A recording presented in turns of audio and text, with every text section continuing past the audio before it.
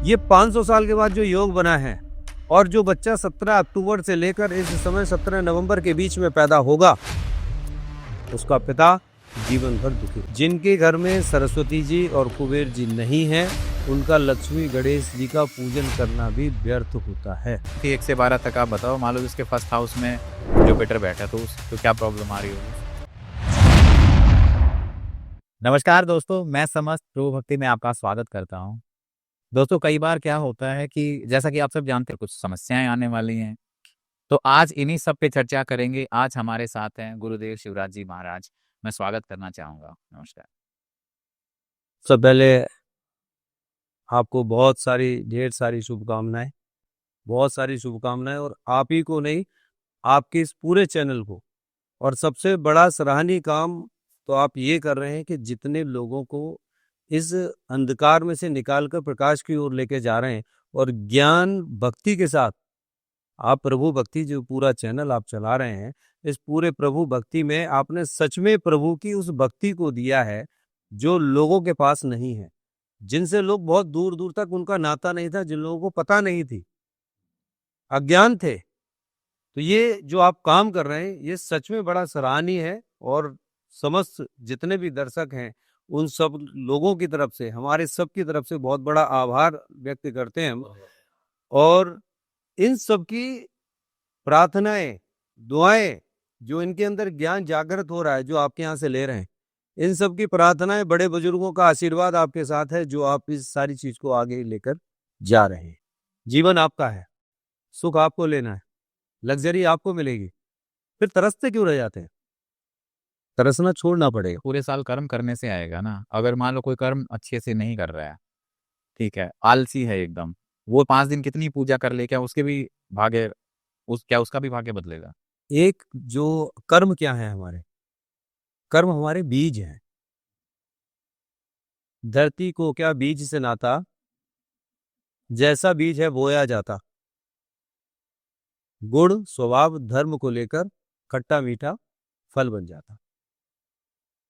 जिसका जैसा गुण होगा, स्वभाव होगा, आहार व्यवहार व्यवहार विचार उस बीज का जैसा होगा, वो धरती में जाने के बाद वैसा ही तो पेड़ बनेगा और उसमें वैसा ही फल आएगा।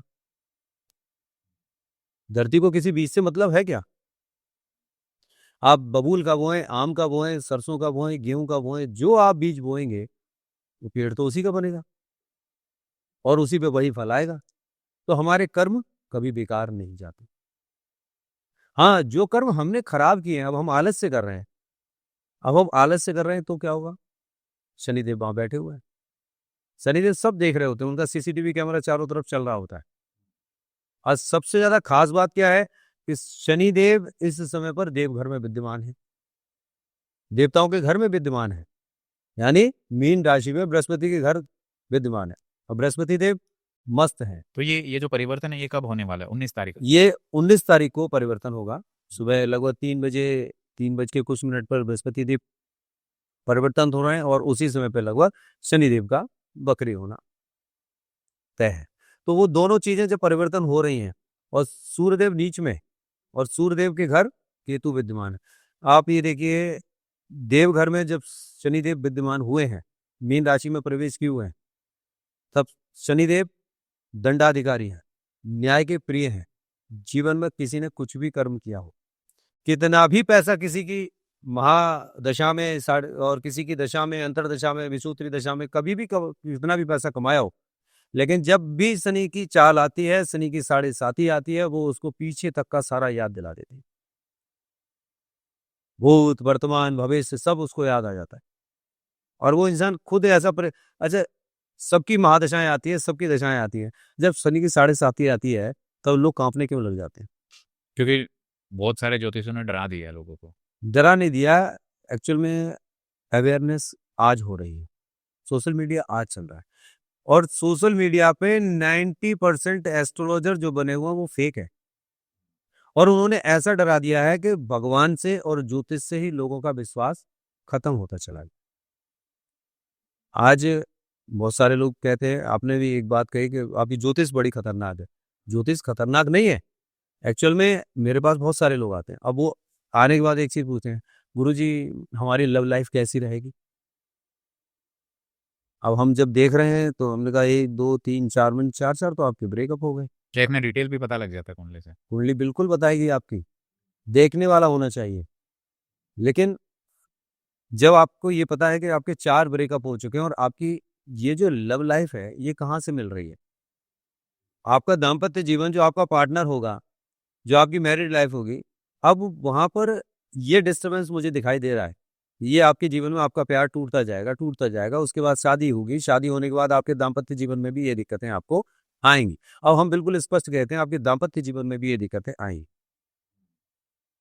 अब सामने वाला मुझसे ये पूछने तो नहीं आया था कि मेरे दाम्पत्य जीवन में दिक्कत आएँगी कि नहीं, वो तो ये पूछने आया था मेरी लव लाइफ कैसी है। अब मैं उसको जब एक बात बोलूँ, हाँ, लव लाइफ आपकी बहुत अच्छी है, ये अच्छा है, मेरा पार्टनर चला गया वापस आ जाएगा, हाँ, बिल्कुल आ जाएगा। थोड़े टाइम में आ जाएगा। थोड़े टाइम में आ जाएगा।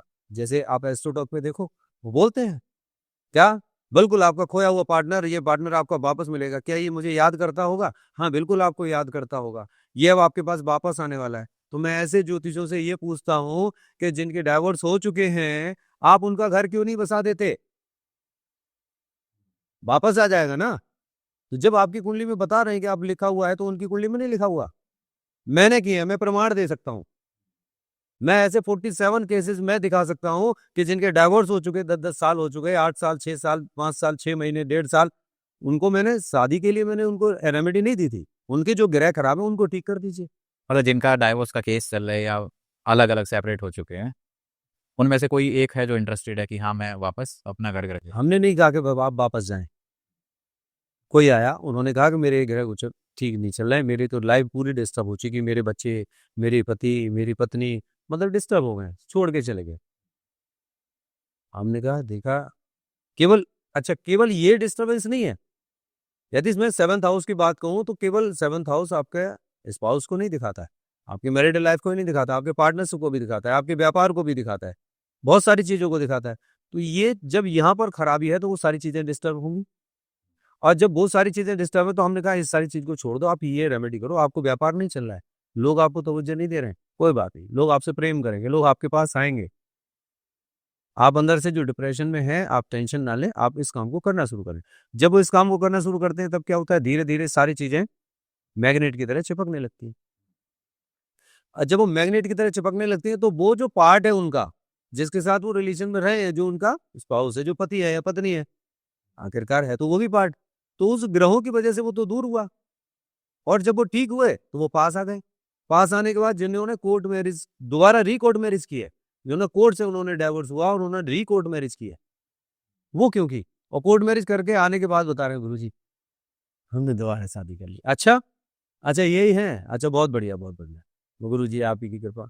मेरी कृपा नहीं, मैं तो मार्गदर्शक हूँ, लेकिन सही मार्गदर्शन, सही गाइडेंस देने वाले लोग नहीं है।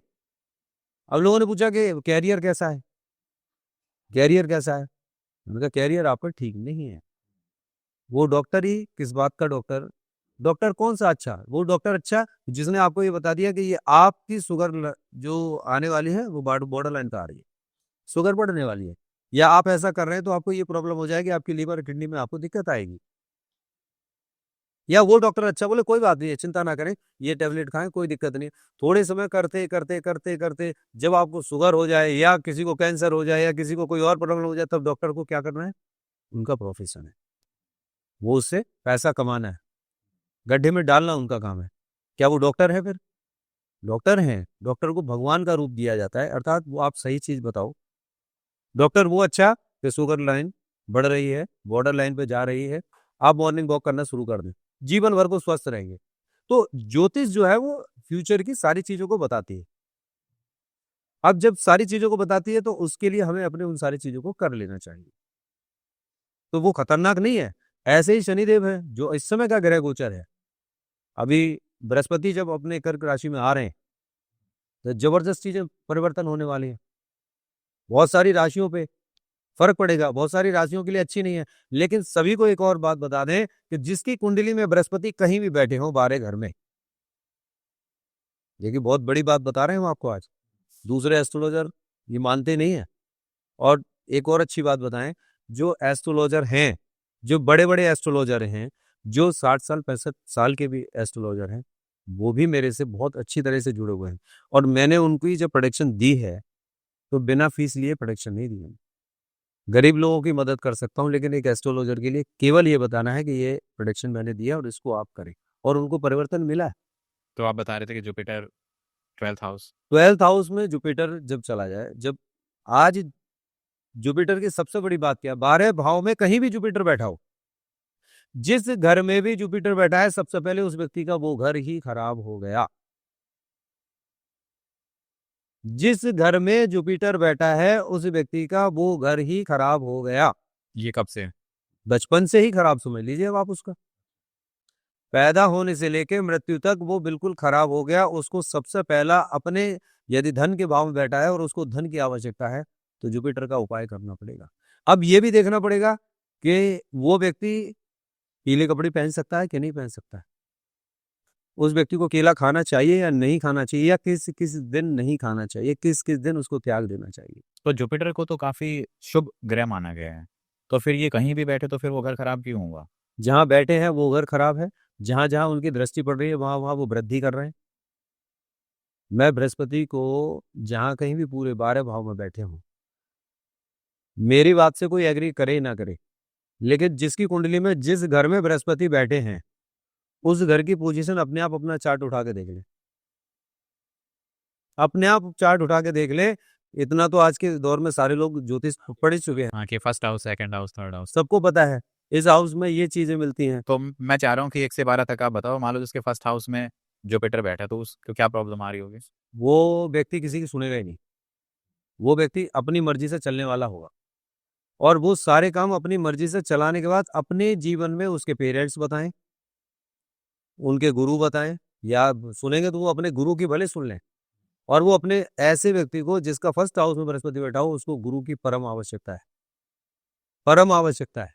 बिना गुरु के मार्गदर्शन के वो चलेंगे और अपने हिसाब से जब चलते हैं, अपनी मर्जी से जब जब जितना चलेंगे तब तो वो ठोकर खाएंगे, नीचे गिरेंगे, चलाने का खूब प्रयास करेंगे, लेकिन ऐसा होगा नहीं कि वो अपने जीवन में उस प्रोग्रेस पे जा सकें, प्रोग्रेस कर सकें, उस मुकाम पर जा सकें जहां वो सक्सेस कह सकें। जिनका सेकंड हाउस में जुपिटर। सेकंड हाउस में जहां जुपिटर बैठा है वहां सबसे पहले वो धन का भाव है, भाई बंधुओं का भाव है।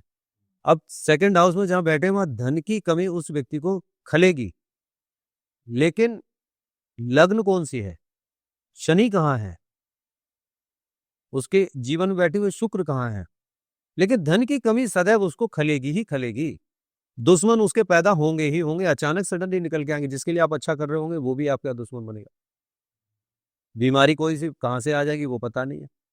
धन की समस्या इतनी तक आ जाती है कि उस व्यक्ति को कर्जा लेना पड़ेगा, किसी से चाहे 2,000 रुपए लेने पड़े, लेना पड़ेगा।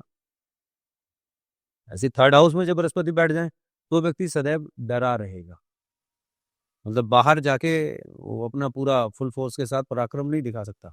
वो ज्ञान बांटेगा, वहां जाके भाषण दे सकता है, किसी में लड़ाई हो रही है तो उनको जाके बहुत अच्छी तरह समझाएगा, लेकिन लास्ट में उसको फिर वापस आना पड़ेगा। वही दोनों उससे कह देंगे यहाँ आप अपना काम करो।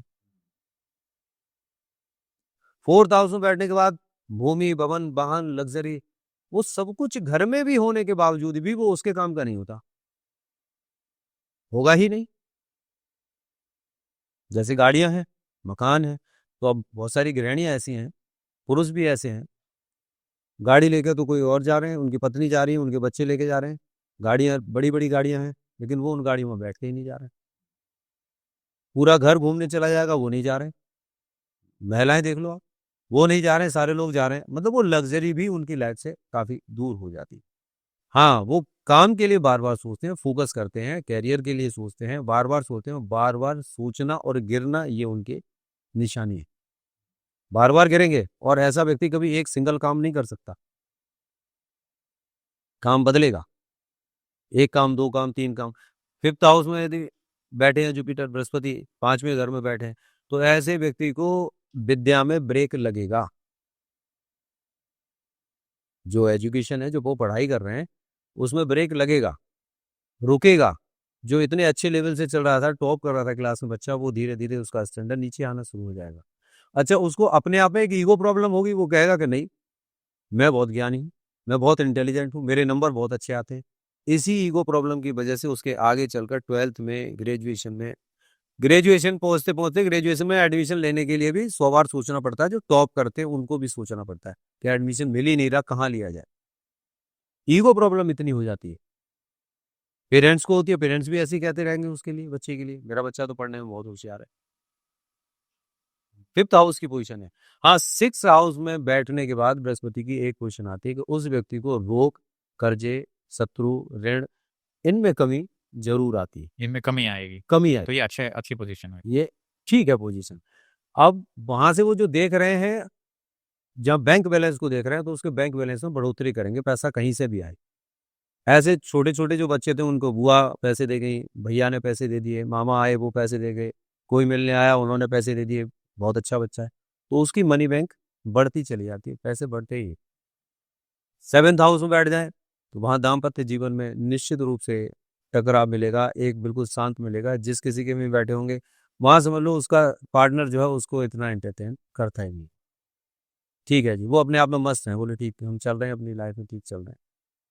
8th हाउस में बैठ जाएंगे तो वो समझ लीजिए कि वो आदमी काम करेगा, ज्ञान भी होगा, इन काम करने के बाद फिर पछताएगा, लॉस उठाएगा, काम करने के बाद पछताएगा कि मैंने ये क्या कर दिया।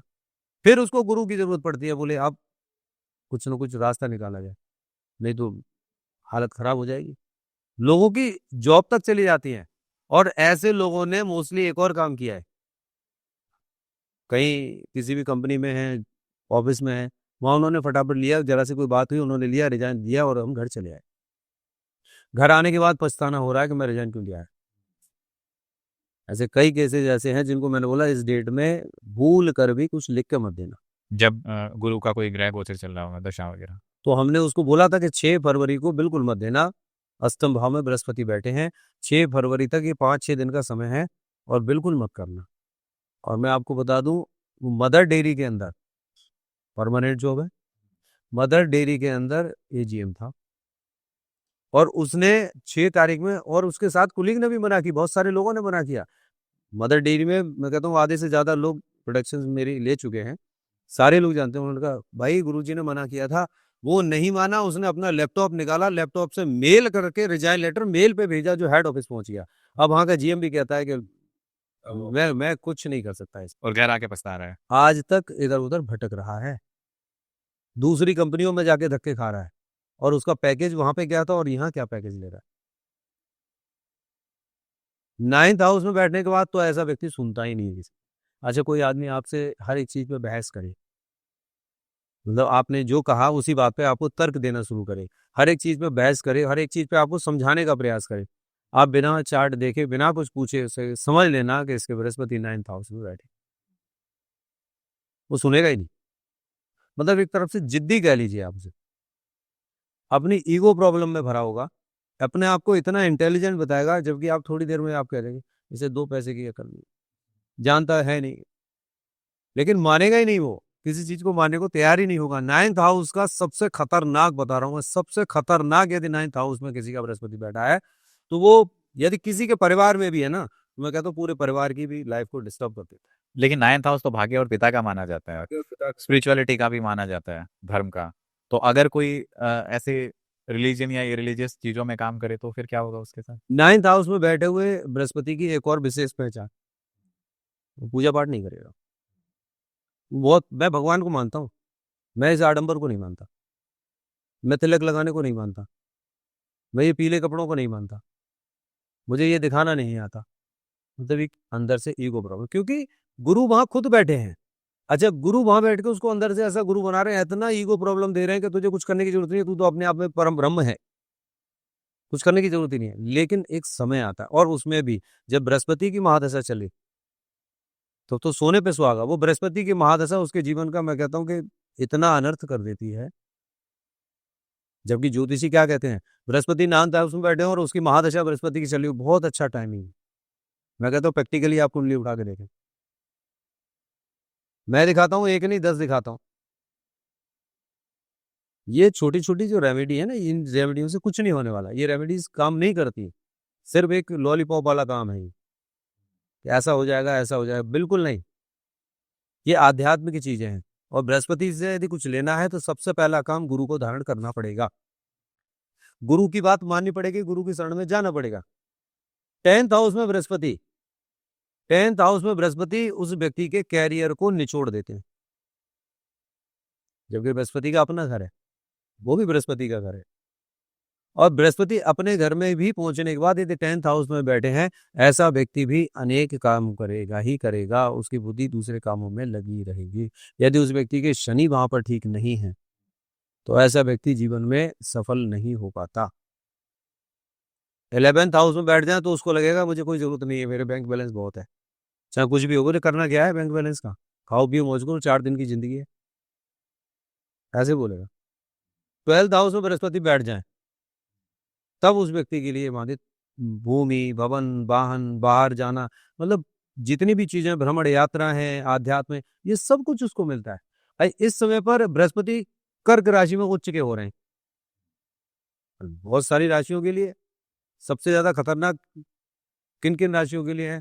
कई राशियों के लिए तो बहुत अच्छे हैं, इतने अच्छे रिजल्ट देने वाले हैं। अब मेष राशि है, मेष राशि के लिए उनके चतुर्थ भाव में बैठे हैं। चतुर्थ भाव से बैठकर सबसे पहले उसके कैरियर को देख रहे हो और उच्च के होकर देख रहे हैं। जितने भी मेष लग्न, मेष राशि वाले हैं उनको बेनिफिट 100% मिलेगा। अब ये बृहस्पति का गोचर जो चेंज हो रहा है, बृहस्पति के गोचर से वहां पे निश्चित रूप से उनके जीवन में परिवर्तन आएगा। शनि वहां पर उनके परिवर्तित हो रहे हैं, शनि बकरी हो रहे हैं, शनि 12th से 11th हाउस में जा रहे हैं। अब वहां से जब शनि बकरी होकर अपने 11th हाउस को, और पीछे तीसरी दृष्टि उनकी 10th हाउस पर है, कैरियर पर है, और वहां पर बृहस्पति भी देख रहे हैं। दोनों का कॉम्बिनेशन बहुत अच्छा है। शनि की दृष्टि मंगल पर नहीं पड़ रही है, शनि की दृष्टि पीछे जा रही है, बृहस्पति से मकर पे चलेगी, यानी 10th हाउस पर चलेगी। तो बृहस्पति की भी दृष्टि 10th हाउस पर है और वहां पर भी उनकी दृष्टि है, तो उनको लाभ मिलेगा। वृषभ राशि है, वृषभ राशि वालों के लिए शनि की दृष्टि तो अच्छी है, शनि का बकरी होना तो अच्छा है।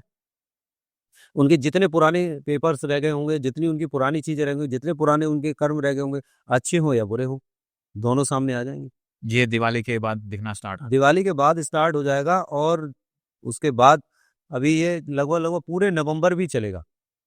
एक और आपके दर्शक देख रहे हैं और आज एक विशेष चीज बता दूं, ये 500 साल के बाद जो योग बना है और जो बच्चा 17 अक्टूबर से लेकर इस समय 17 नवंबर के बीच में पैदा होगा, उसका पिता जीवन भर दुखी रहेगा। ऐसा क्यों? इररेस्पेक्टिव लगन, राशि, सब कोई भी राशि हो, ग्रह गोचर तो यही रहेगा। सिंह में केतु बैठे ही हैं, सूर्य तुला में है, शनि बकरी होकर कुंभ में जा रहे हैं, मीन राशि में बैठे हुए हैं, और स्वयं बृहस्पति देव कर्क राशि में उच्च के होके बैठने के बावजूद भी वो व्यक्ति अंततः बुढ़ापे में भी अपनी संतान का सुख प्राप्त नहीं कर पाएगा। ये एस्ट्रोलॉजिकल है, ये बिल्कुल सत्य है। लेकिन अब इसके लिए हमें क्या करना होगा? इसी के लिए छोटी छोटी सी रेमेडी होती है, जिनको हम अभी से करेंगे तो ये निश्चित रूप से सफलता प्राप्त होगी। अच्छा, उस बच्चे को स्वयं को तो जीवन में सम्मान मिलेगा नहीं, सामाजिक सम्मान जो उसको मिलना चाहिए, जो उच्च कोटि का जो सम्मान मिलना चाहिए, वो तो मिलेगा ही नहीं। साथ में अपने पिता के लिए भी हानिकारक, और वो बच्चा अपनी संतान के लिए भी हानिकारक होगा, मतलब तीनों के लिए। जो अभी 17 अक्टूबर से 17 नवंबर के बीच जो संतान पैदा होगी, अब आप सोच के देखिए, उस बच्चे के लिए पिता भी और उस बच्चे की आगे होने वाली संतान कितने आगे की प्रोडक्शन कर रहे हैं। लेकिन ये जो ग्रह गोचर हैं, ये ग्रह गोचर अपना काम करते हैं, ये बताते हैं कि आपकी कुंडली में बैठे हुए ये ग्रह गोचर हैं, इससे आपको ये बेनिफिट मिलना चाहिए और ये नुकसान होगा, इसलिए आपको ये चीज सुधार लेनी चाहिए। और जो लोग नहीं सुधारते हैं, नहीं बदलते हैं, हरदर्मी पर रहते हैं, जिनको ध्यान ही नहीं है, शनि इस समय पर बहुत जबरदस्त लाभ देने वाले। देखिए, मिथुन लग्न हो या मिथुन राशि हो, उसको जबरदस्त लाभ मिलेगा। अभी आप देखेंगे सोशल मीडिया पे, प्लेटफॉर्म पर आपको यही सब देखने को मिलेगा कि इस समय पे शनि ये देने वाले हैं, इन राशियों के छप्पड़ फाड़ के बल्ले बल्ले होने वाली है, जो अभी तक शनि नहीं दे पाए वो ये देने वाले हैं। लेकिन आपकी कुंडली में, लग्न कुंडली के अनुसार भी आपके शनि आपके अकॉर्डिंग होने चाहिए। शनि आपके मार्केट तो नहीं है, शनि आपके रिजल्ट्स अच्छे दे रहे हैं कि नहीं दे रहे हैं, आपके ग्रह गोचर में, आपके ग्रहों के हिसाब से, जन्म कुंडली के हिसाब से शनि आपके एंटी तो नहीं है। फिर आज शनि अपने ग्रह गोचर में बैठे हैं, उसके बावजूद शनि मिथुन लग्न और मिथुन राशि की बात कर रहे हैं, तो मिथुन लग्न और मिथुन राशि वालों को इस समय पर लाभ देंगे ही देंगे। अब उनको विशेष क्या करना है? उनको विशेष ये करना है कि सूर्य के घर केतु बैठे हुए हैं, इसलिए जो उनको मिलेगा वो अंधकार में रहेगा, अंधकार में रहेगा। और बृहस्पति देव वो सेकंड हाउस में बैठे हैं, वहां से बैठकर भी वो 8th हाउस को देख रहे हैं। बृहस्पति देव सेकंड हाउस में बैठकर 8th हाउस को देख रहे हैं, तो उनको ये देखने की जरूरत है कि हमें बृहस्पति के लिए अपने गुरु के पास चले जाना चाहिए। और जिनके गुरु नहीं है वो गाय को रोटी देना जरूर शुरू कर दें, हल्दी लगाएं, गुड़ चने की दाल रखें, केला रखें और डेली गाय को खाना रोटी जो है वो खिलाना शुरू कर दें, तो जीवन में उसके रिजल्ट्स मिल जाएंगे। शनिदेव आपको वहां तक लेकर जा रहे हैं, लेकिन बाकी चीजें तो अपनी अपनी हर जगह काम, कान अपनी जगह काम करेंगे, आंख अपनी जगह काम करेंगे, हम हाथ अपनी जगह और पैर अपनी जगह, पैरों से तो जाएंगे, हाथों से तो नहीं जाएंगे। तो शनि यहाँ पर दे रहे हैं, आपको ये भी बता रहे हैं कि आपके जीवन में बहुत बड़ा बदलाव लेकर आ रहा हूं, लेकिन जग जाओ। तुला राशि वालों के लिए जबरदस्त परिवर्तन है। बृहस्पति और शनि दोनों की ऐसी युति बनी हुई है कि उनके दाम्पत्य जीवन में मधुरता आने वाली है और आएगी। उनके जीवन में जो प्रेम की धारा बहनी है, कोई ना कोई बॉयफ्रेंड गर्लफ्रेंड इनकी वो मिल जाएंगी, कहीं ना कहीं किसी के साथ प्रेम प्रसंग भी शुरू होगा। पति पत्नी में दाम्पत्य जीवन में यदि लड़ाइयां चल रही हैं तो वो गाय को रोटी खिलाना शुरू कर दें, उनका दाम्पत्य जीवन निश्चित रूप से सुधर जाएगा। ऐसे ही मकर राशि वाले बहुत परेशान रहते हैं। मकर राशि वालों को गुस्सा बहुत तेज आता है, बहुत तेज गुस्सा आता है, और ऐसा गुस्सा आता है जैसे वो किसी का सर फोड़ देंगे, अपनी पत्नी पे, पति पे, बच्चों पे, ऐसे ही जूझ निकाल देते हैं एक साथ, ऐसा बहुत तेज उनको गुस्सा आता है। उनके अपनी माँ के साथ संबंध, माँ से भी बहुत उल्टा बोलते हैं वो, फिर माँ को थोड़ी देर बाद प्यार करने लग जाएंगे, गले लगा लेंगे। माँ से भी उनको पता होता है कि मुझे अपनी माँ से कितनी बात करनी है। बड़े सेल्फिश होते हैं ये। इनको जितने दिन तक, जब तक आप देखेंगे, जब तक इनका काम है, इनसे मीठा आदमी कोई नहीं। आपके सामने आके बैठ जाएंगे तो बहुत मीठे हैं।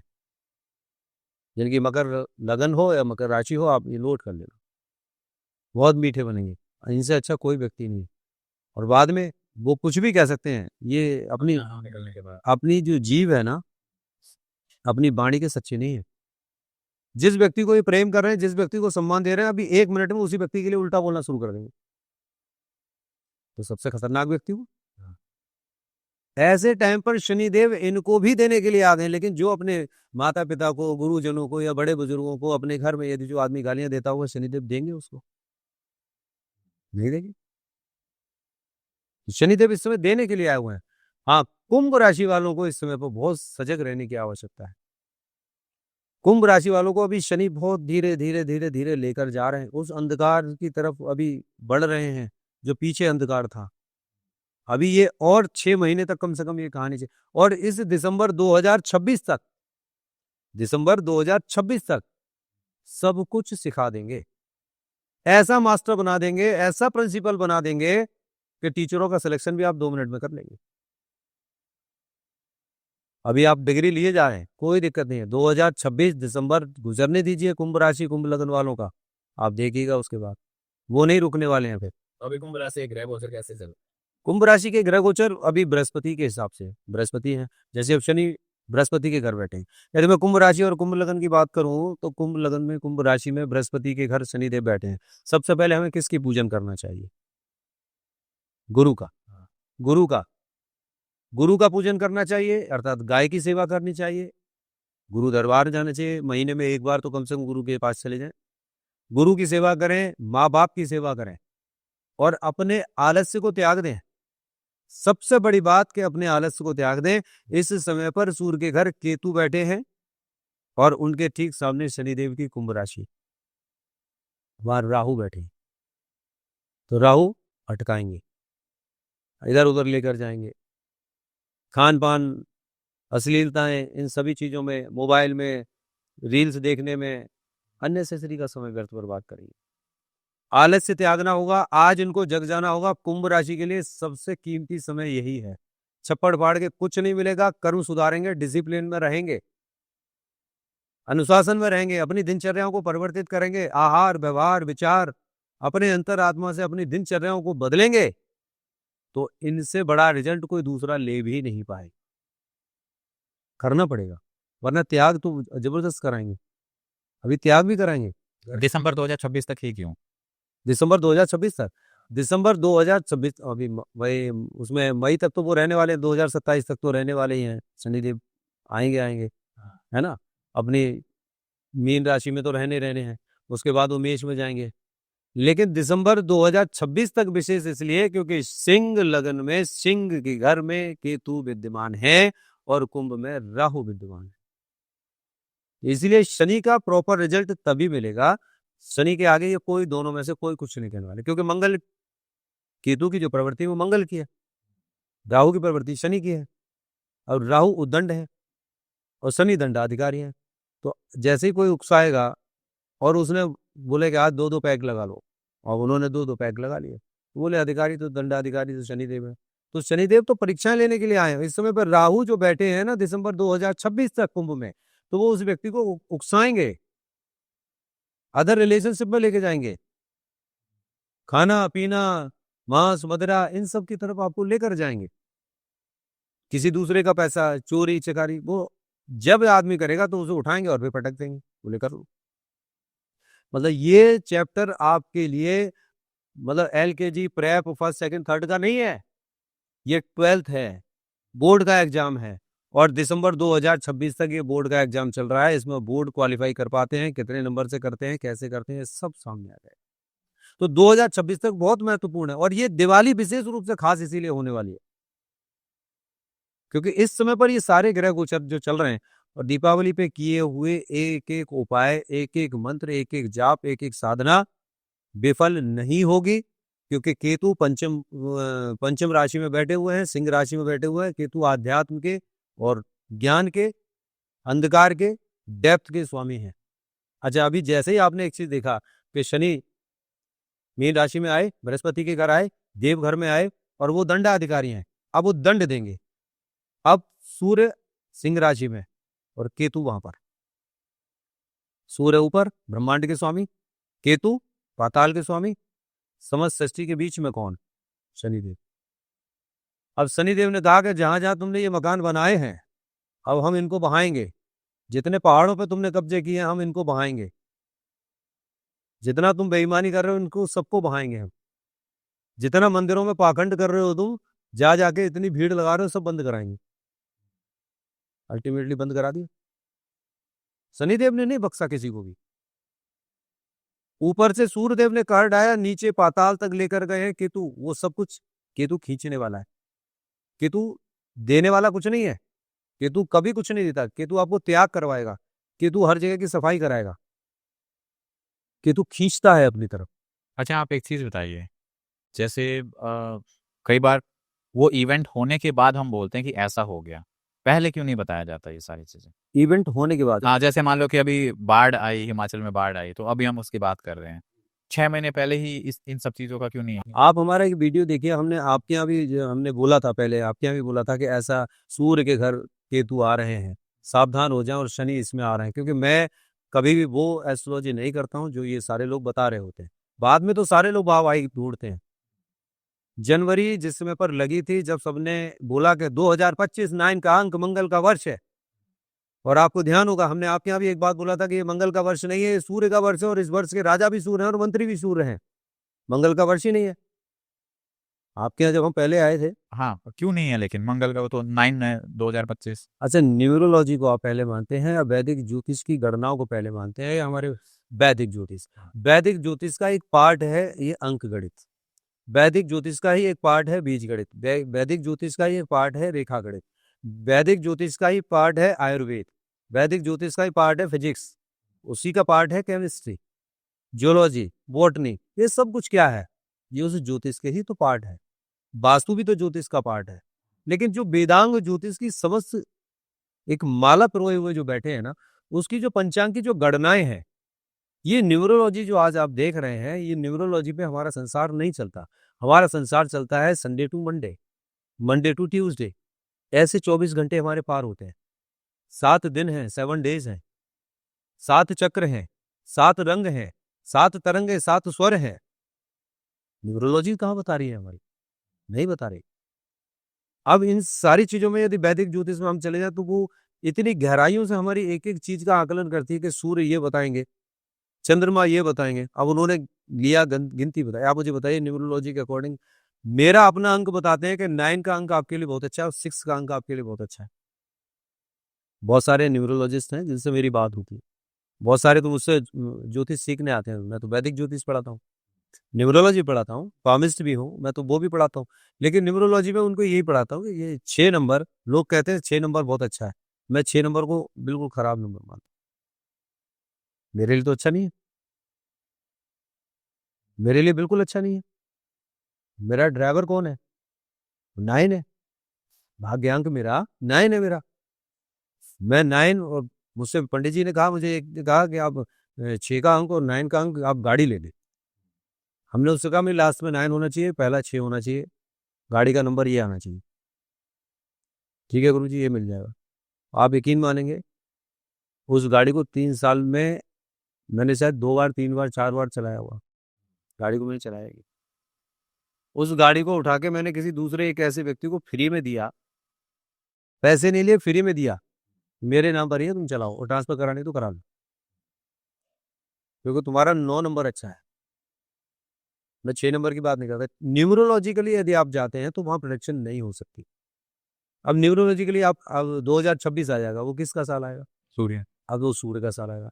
अब सूर्य के साल को ये बता के सूर्य के अकॉर्डिंग उसकी प्रोडिक्शन करना शुरू कर देंगे। एक्चुअल में जितने भी लोग सोशल मीडिया पे देख रहे हैं, इनको एस्ट्रोलॉजी तो पता नहीं। दूसरी बात, जो लोग देख रहे हैं उन लोगों को तो केवल सुनना पसंद है। मैंने अभी बताया ना कि मेरी लव लाइफ कैसी होगी, हम कहते हैं एस्ट्रोटॉक की तरह कि हाँ जी बस वो आपकी बहुत अच्छी आने वाली है और वो आपको बहुत याद कर रहा है और ये सारी चीजें प्रसन्न हो जाएंगी।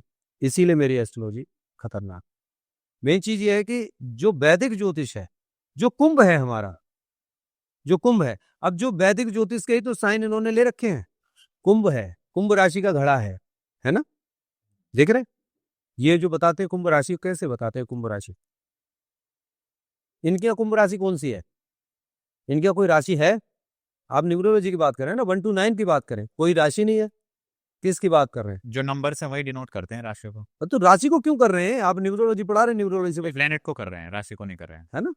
अब आप प्लेनेट को भी कर रहे हैं, उसके बाद फिर आपकी राशि भी बता रहे हैं कि आपकी ये राशि है, इस नाम से आपकी ये राशि है। तो जो वैदिक ज्योतिष के अनुसार आपकी गणनाएं चल रही हैं, अच्छा अभी तो बहुत सारे आप देख रहे हैं ना, एक रमन ज्योतिष आ गई है, एक वो अलग घुमाने वाली वो ज्योतिष अलग आ गई है, यानी कितनी प्यारा ज्योतिष चली आई है, कहाँ कहाँ से निकाल के नई नई ज्योतिष आ रही है। लेकिन सबकी जो जड़ है, जो रूट है, वो वैदिक ज्योतिष है। वैदिक ज्योतिष है। लाल किताब की बात करें तो लाल किताब को हम नहीं मानते। लाल किताब किस में लिखी हुई है? सबको पता है लाल किताब किस में लिखी है? उर्दू में लिखी है। उर्दू से इन लोगों ने हिंदी में ट्रांसलेट की है। कहाँ से लिख के आई थी वो? हाँ, अरबियन कंट्री से है। तो हम उनकी चीजों को फॉलो करेंगे, अपना फॉलो करेंगे। आज ये छोटी सी सरसों ले लो, थोड़ी सी सरसों ले लो, आप लौंग ले लो, इसको ऐसा कर दीजिए, इसको ऐसा कर दीजिए। आप एक मजे की चीज बताएं, मैं नाम लेने में नहीं, मेरे पास वीडियो है, मेरे पास रिटन में है।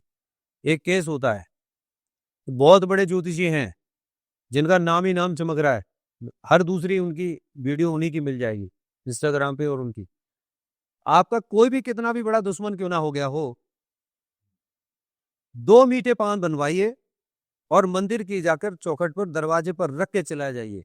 ये मेरा चैलेंज है कि वो दुश्मन आपसे दूर हो जाएगा, तुरंत आधा घंटे में दूर होना शुरू हो जाएगा। होता क्या है, वही एक और दूसरे एस्ट्रोलॉजर, उन्होंने उठाकर 4 एस्ट्रोलॉजर पर केस कर दिया कि ये मुझे जान से मारना चाहते हैं। वो भी बड़े फेमस एस्ट्रोलॉजर हैं। ये मुझे जान से मारना चाहते हैं कि कल को मेरे साथ कोई घटना घटित हो जाए तो उसके जिम्मेदार ये लोग होंगे। अब जो ज्योतिषी जी 2 पान का उपाय बता रहे थे, उन्होंने उसकी एफआईआर पर रिपीट एफआईआर कराई और कोर्ट में केस डाल दिया। तो मैं ये पूछ रहा हूँ, इस पब्लिक को क्यों बेवकूफ बना रहे हैं?